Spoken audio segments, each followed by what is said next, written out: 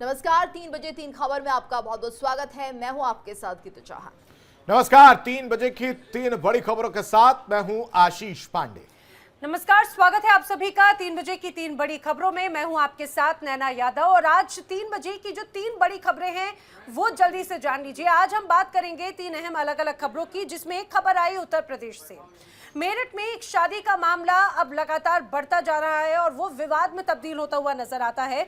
महापंचायत तक पहुंच चुका है। गंगानगर की आकांक्षा और शाहवीज राणा का निकाह, दरअसल अब इस पर हिंदू संगठन लगातार विरोध कर रहे हैं और उसके बाद में विरोध के बाद में उसे रोक दिया गया। अब उसी मंडप में महापंचायत का ऐलान हुआ और इस सभा को लेकर इलाके में तनाव है, सुरक्षा भी बढ़ा दी गई है।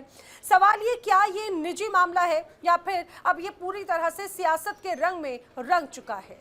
दूसरी बड़ी खबर जो इस वक्त है वो हम बता देते हैं आपको कि बॉलीवुड से लेकर कारोबार जगत तक धमकियों का साया गहराता दिख रहा है। रोहित शेट्टी के घर फायरिंग के बाद रणवीर सिंह को करोड़ों की धमकी जो है वो दी गई है और इंदौर में अस्पताल संचालक के बेटे से 5 करोड़ की फिरौती की भी मांग की गई है। दोनों मामलों में लॉरेंस बिश्नोई गैंग का नाम निकलकर सामने आया। सवाल यह है कि क्या गैंग यानी लॉरेंस बिश्नोई का गैंग एक बार फिर से सक्रिय हो गया है या कोई दूसरा आदमी लॉरेंस बिश्नोई गैंग के नाम पर फिरकी ले रहा है।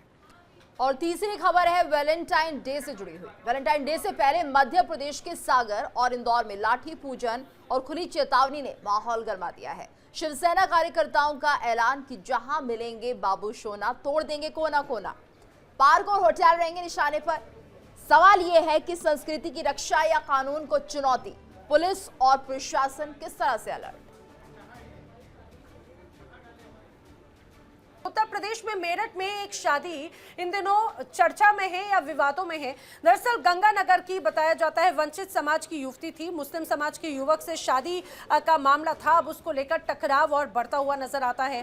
गंगानगर की रहने वाली आकांक्षा और शाहवीज राणा की शादी को लेकर विवाद महासंग्राम का रूप ले चुका है। विवाद बढ़ा, मंडप स्वामी ने एक तरह से बुकिंग निरस्त ही कर दी और इसकी वजह से युवती ने भी अपनी शादी स्थगित कर दी है। वहीं अखिल भारतीय हिंदू सुरक्षा संगठन ने भी इसी मंडप में हिंदू महापंचायत का भी ऐलान कर दिया है।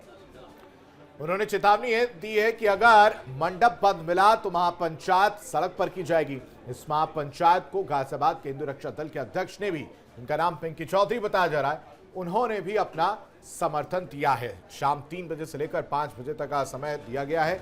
इस बीच में लोग इकट्ठा हो रहे हैं या नहीं हो रहे हैं, ताजा हालात के लिए हमारे संवाददाता राजन सोनकर हमारे साथ जुड़ेंगे, जिनसे हम ताज़ा हालात पर चर्चा करेंगे, जानकारी जुटाएंगे। लेकिन कहीं ना कहीं जिस तरह से जिहाद को लेकर चीज़ें सामने आ रही, लव जिहाद पर चीज़ें निकल रही हैं, धर्मांतरण के मामले सामने आ रहे, उससे हिंदू संगठन जो है वो मुखर होता हुआ नजर आ रहा है और इन सब चीज़ों का विरोध करता हुआ नजर आ रहा है। हिंदू महापंचायत बुलाई गई है मेरठ के गंगानगर से, जहाँ पर एक वंचित समाज की युवती के साथ मुस्लिम समाज के युवक से शादी का मामला टकराव की ओर बढ़ रहा है, क्योंकि एक तरफ युवती तैयार थी शादी के लिए, दूसरी तरफ जो उस युवती के चाचा हैं वो इस शादी के खिलाफ थे। खबर पर ज्यादा जानकारी के साथ संवाददाता राजन सुनकर हमारे साथ जुड़ रहे हैं। राजन का रुख कर लेते। राजन, 3 बजे से लेकर 5 बजे तक के लिए बुलाया गया था। तस्वीर में देख पा रहा हूं आपके पीछे कुछ लोग खड़े हैं, उनसे बातचीत करेगा और अभी क्या ताजा हालात है वहां पर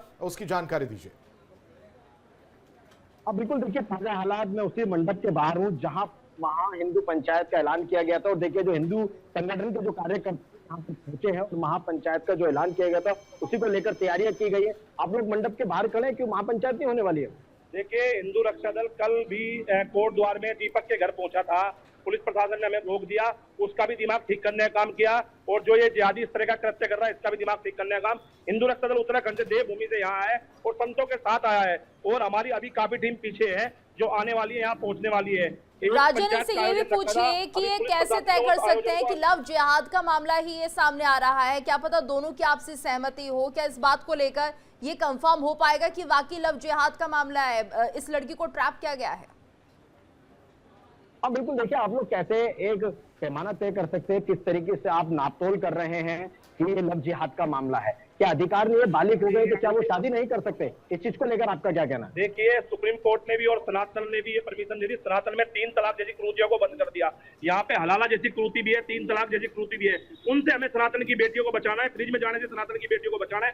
अगर सनातन की बेटी इस धर्म में जाएगी तो फिर फ्रिज में कट्टी आएगी और फिर मारा जाएगा। और हिंदू रक्षा दल ये किसी भी सूरत में होने नहीं देगा। हिंदू रक्षा दल का लक्ष्य है सनातन की प्रत्येक बेटी हमारी बेटी है, सनातन का प्रत्येक बच्चा हमारा बच्चा है। हम सनातन को किसी भी सूरत में नष्ट नहीं होने देंगे। गुरु जी, क्या कहते हैं आप? किस तरीके से देख रहे हैं इन सब चीजों को? आज महापंचायत का ऐलान किया गया, आप बैंकेट हॉल के बाहर खड़े हैं, क्या कहना?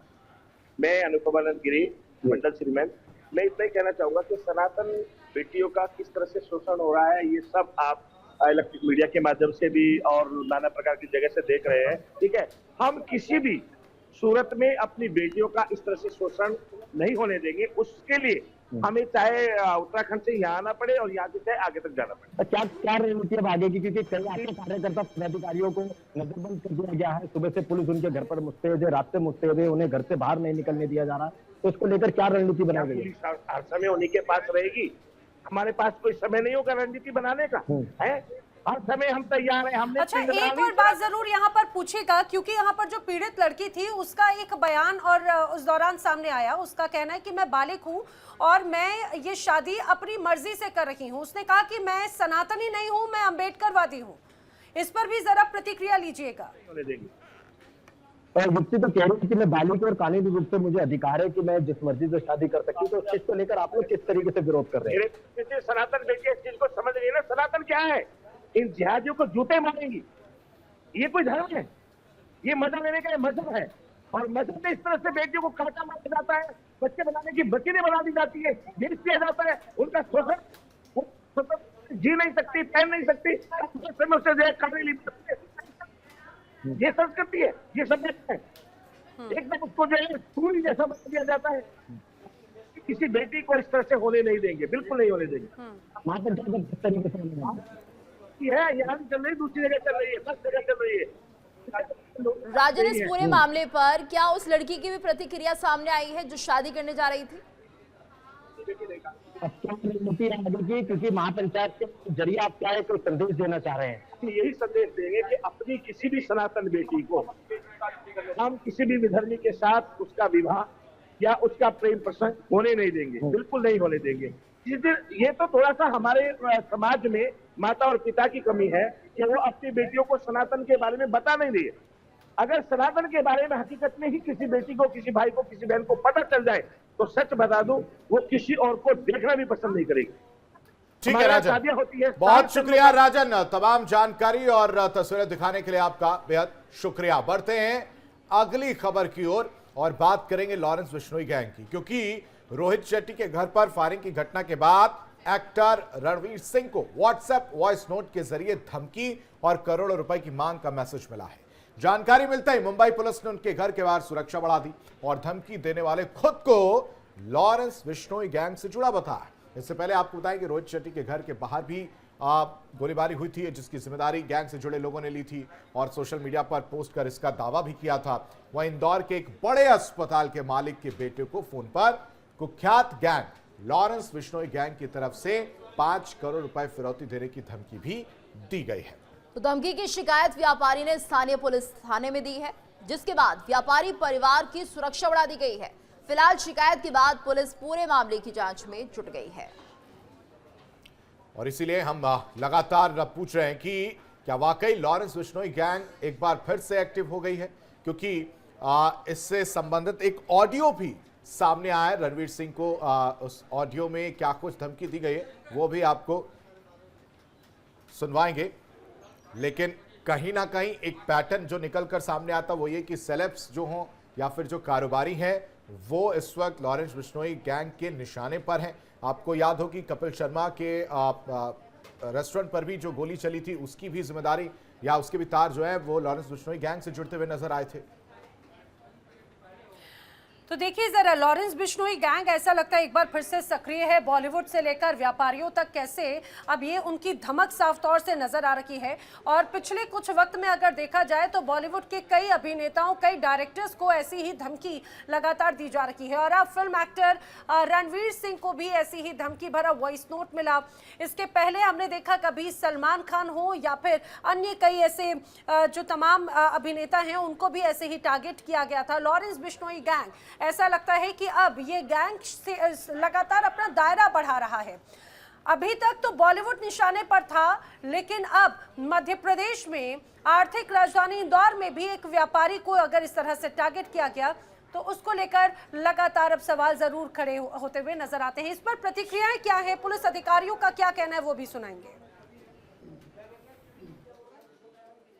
ठीक है, और रणवीर सिंह, तुझे बहुत ज्यादा शौक है सलाह देने का कि जाओ सर आप एप्लीकेशन दे दो, रिपोर्ट कर दो थाने में, ठीक, और तूने भी कर दी, कोई चक्कर नहीं है। अब सुनो मेरी बात, तुम्हारे नीचे जो भी काम करता है ना, मैनेजर जितने भी लोग काम करते हैं तुम्हारे, इन सब की डिटेल है हमारे पास, इनके घर की, कब ऑफिस जाते हैं, कब आते हैं, परिवार कहाँ रहता है, सबकी डिटेल है हमारे पास। तुम्हारे को कुछ नहीं बोलेंगे, इनकी ऐसी तैसी करना चालू करेंगे जो तुम्हारे नीचे काम कर रहे हैं। तो ये वो ऑडियो वॉइस नोट जो है इस वक्त वायरल हो रहा है, और ये इस ऑडियो की पुष्टि इंडिया डेली नहीं करता है, लेकिन इस ऑडियो के ही बिना पर पुलिस जो है वो छानबीन और जांच करती हुई नजर आ रही है। बताया जा रहा है कि लॉरेंस बिश्नोई जो है वो जेल में है, लेकिन उसका कामकाज जो उसका साथी वो संभालते हुए नजर आ रहा है। खबर पर ज्यादा जानकारी के साथ संवाददाता रजनीश शर्मा हमारे साथ जुड़े हैं। रजनीश का रुख कर लेते हैं। रजनीश, ये ऑडियो निकलकर सामने है जिसमें साफ तौर से धमकी दी जा रही है कि तुम्हारे नीचे जितने लोग हैं सबको साफ कर दिया जाएगा, और ऐसे में सवाल ये कि लॉरेंस बिश्नोई गैंग क्या एक बार फिर से एक्टिव होता हुआ नजर आ रहा है?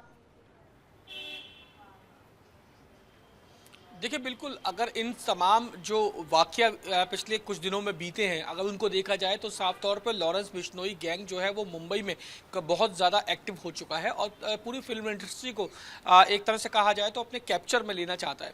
यही कारण है कि पहले कपिल शर्मा को के कैफ़े पे गोलियां चलवाई गई, उसके बाद रोहित शेट्टी का जो पूरा मामला हुआ वो सबने देखा, और अब रणवीर सिंह के को लेकर जो वॉइस नोट सामने आया है उसको भी वो भी सबके सामने है। इस वॉइस नोट में जो कहा गया है उसमें हैरी बॉक्सर खुद को बताया है उस शख्स ने, जो लॉरेंस बिश्नोई गैंग सिंडिकेट का एक एक्टिव गैंगस्टर है। उसने साफ तौर पे ये कहा है रणवीर सिंह और रोहित शेट्टी को धमकी दी है, जिसमें साफ तौर पर ये बात बोली गई है कि रणवीर सिंह तुझे जो सलाह देने का जो तेरा की आदत है, तूने सलाह दी रोहित शेट्टी को कि वो पुलिस कंप्लेंट कर दे और तमाम चीज़ों को करे, उसका अंजाम तुझे भुगतना पड़ेगा। इसके अलावा उसने ये भी बात, उस ऑडियो नोट में ये भी बात कही गई है कि तेरे नीचे जो मैनेजर, जितने भी मैनेजर काम करते हैं, उन मैनेजर्स के तमाम एक्टिविटी, तमाम आने जाने का समय, रूट, परिवार वालों का पूरा पता और इसके घर का एड्रेस सब उसके पास है, उनको नुकसान पहुंचा के तुझे सबक सिखाया जाएगा। इसके अलावा एक खास बात और है इस ऑडियो नोट में, हालांकि इंडिया डेली इस ऑडियो नोट की पुष्टि नहीं करता है, लेकिन इस ऑडियो नोट को अगर सच माना जाए तो इस ऑडियो नोट में हैरी बॉक्सर नाम से ये एक शख्स ये भी कहता हुआ सुनाई दिया है कि रणवीर सिंह जो बात कही थी, जो बातें कही गई थी उससे वो मुकर गया है, वापस अपनी बातों पे आ जाए। ये बताइए जरा, जो हैरी बॉक्सर जिसके बारे में कहा जा रहा है, दरअसल ये दावा किया जा रहा है कि जो आवाज है वो हैरी बॉक्सर की है, जो कि लॉरेंस बिश्नोई का करीबी माना जाता है, लेकिन जब जांच हुई तो उसमें यह भी पता चला कि वीपीएन डाइवर्ट करते हुए ये पहचान छुपाने की कोशिश की गई है। तो ये वाकई में ये जो पूरा मसला धमकी का वो लॉरेंस बिश्नोई गैंग से ही कनेक्टेड नजर आता है या फिर किसी और तरह की साजिश देखी जा रही है? देखिए नैना, इसमें दो बातें समझनी होगी। पहली बात, क्या ये वीपीएन नेटवर्क को जो बदल कर ये वॉइस नोट भेजा गया, या फिर इससे पहले जो माफ कीजिएगा, जो रणवीर सिंह के जो मैनेजर को वॉइस नोट भेजा गया था वो भी हैरी बॉक्सर की तरफ से भेजा गया था, ऐसा कहा गया था।